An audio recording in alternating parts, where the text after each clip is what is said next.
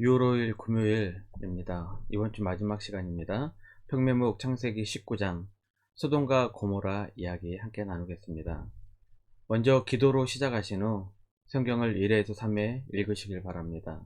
충분히 읽으시길 바랍니다. 꾸준한 영성 훈련은 당신의 인생을 변화시킵니다. 말씀 다 읽으셨나요? 창세기 19장 말씀, 오늘 또 세 가지 말씀 같이 나누려고 합니다. 첫 번째, 빛과 어두움.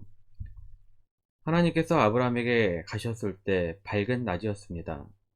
반면에 두 천사가 소돔에 간 시간은 어두운 저녁 무렵이었습니다.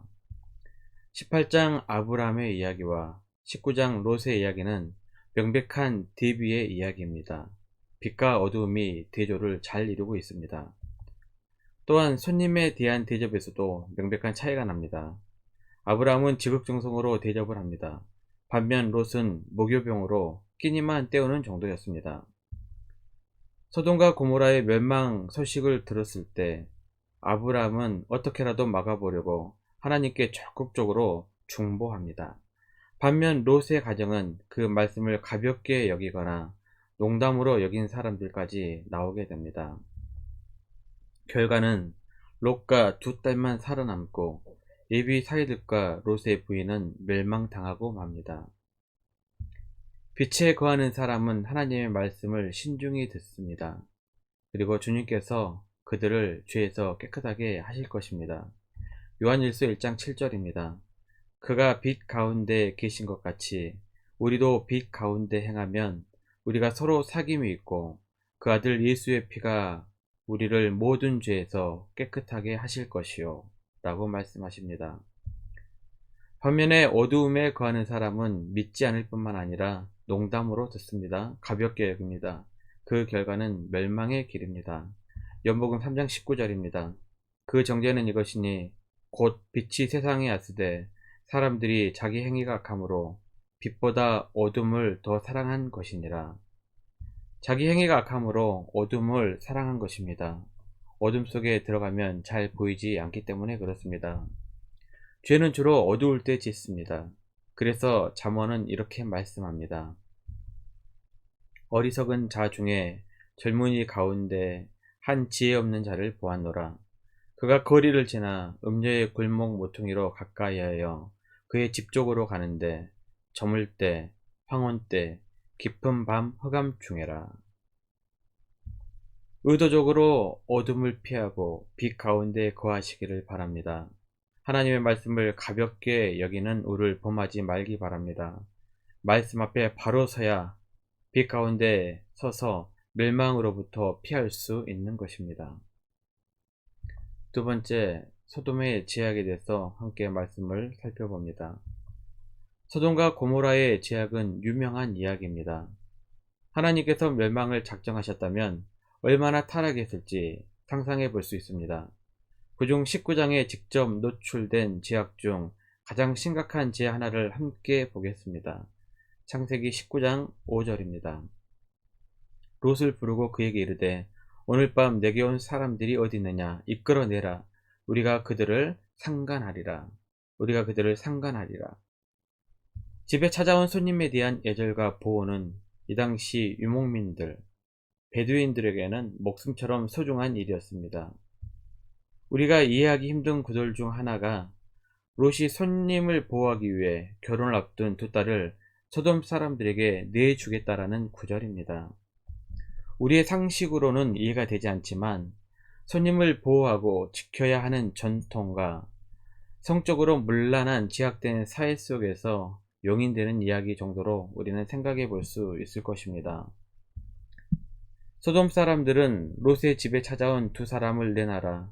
우리가 그들과 상간하겠다라고 합니다. 여기서 상간하다란 동성연애를 하다는 말입니다. 소돔 땅은 이미 동성연애가 자연스러운 곳이 되었다는 말입니다. 그래서 동성연애, 특별히 남자끼리의 동성연애라는 영어 단어가 바로 소돔에서 파생되어 소돔이라는 단어로 사용이 되고 있습니다.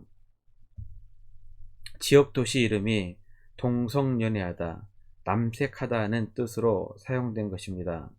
그만큼 죄악이 가득 찼다는 말씀입니다.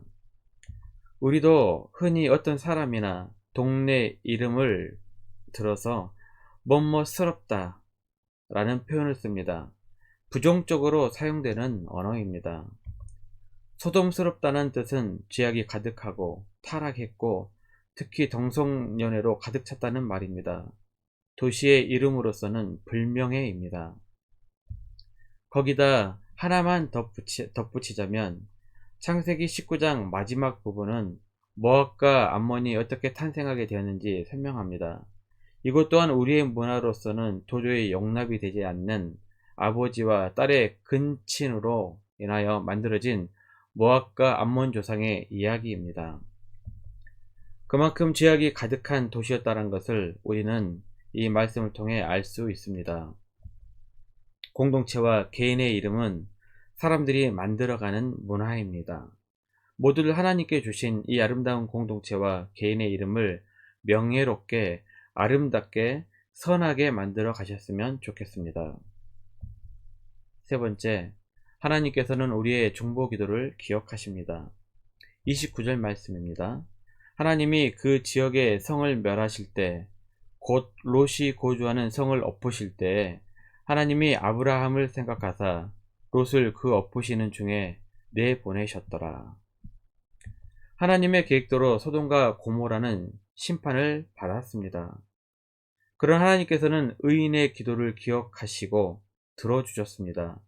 아브라함의 중보로 롯과 아내 그리고 두 딸은 구원의 기회를 얻었습니다. 잠언 15장 29절입니다. 여호와는 악인을 멀리하시고 의인의 기도를 들으시느니라. 하나님께서는 우리의 중보를 들으십니다. 그러니 낙심하지 말고 하나님께 중보하시기를 바랍니다.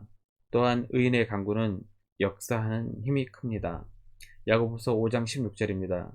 그러므로 너희 죄를 서로 고백하며 병이 낫기를 위하여 서로 기도하라. 의인의 간구는 역사하는 힘이 큼이니라. 여러분의 기도가 결코 땅에 떨어지지 않을 것입니다. 가정을 위해, 자녀를 위해, 교회를 위해, 국가와 세계를 위해 오늘도 기도에 힘쓰시기를 바랍니다. 말씀 요약합니다. 첫 번째, 빛 가운데 거하십시오. 두 번째, 죄에서 떠나 이름을 더럽히지 말기 바랍니다. 세 번째, 하나님께서는 우리의 중보 기도를 들으십니다. 오늘 하루도 말씀과 기도로 승리하시기를 바랍니다.